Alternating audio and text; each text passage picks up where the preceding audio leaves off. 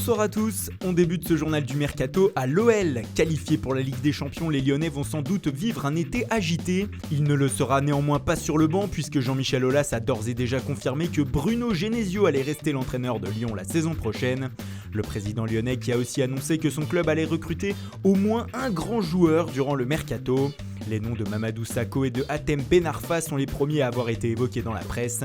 Le premier évolue à Crystal Palace et pourrait donc revenir en France alors que le second est totalement libre après la fin de son contrat au PSG.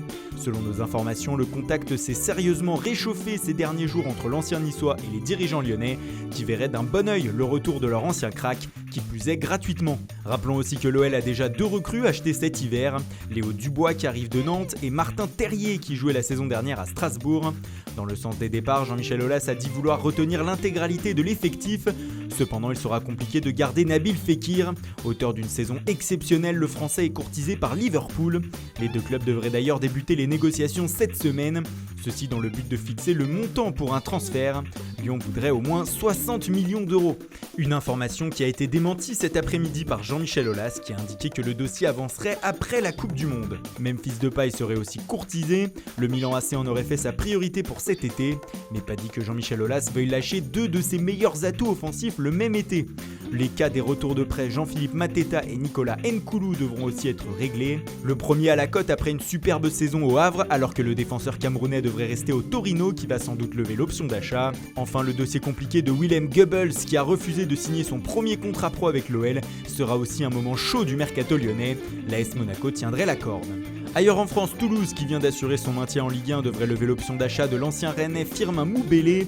Selon nos informations, l'attaquant congolais va signer un contrat de 4 ans et Rennes devrait récupérer 5 millions d'euros dans l'opération. Un autre attaquant de notre championnat fait aussi la une aujourd'hui. Nolan Roux, actuellement au FC Metz, devrait changer de club après la relégation des Messins en Ligue 2. L'ancien Lillois devrait rejoindre Montpellier cet été. L'officialisation serait imminente. À l'étranger, c'est Manchester United qui commence à agiter le mercato. Les Red Devils auraient dans un premier temps commencé les discussions avec le latéral gauche de la Juventus, Alexandro, pour le faire venir.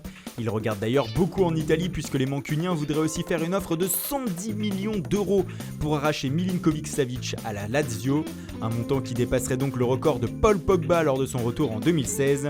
Le nom de Gareth Bale revient aussi avec insistance du côté de Old Trafford, surtout après ses déclarations après la finale de la Ligue des Champions.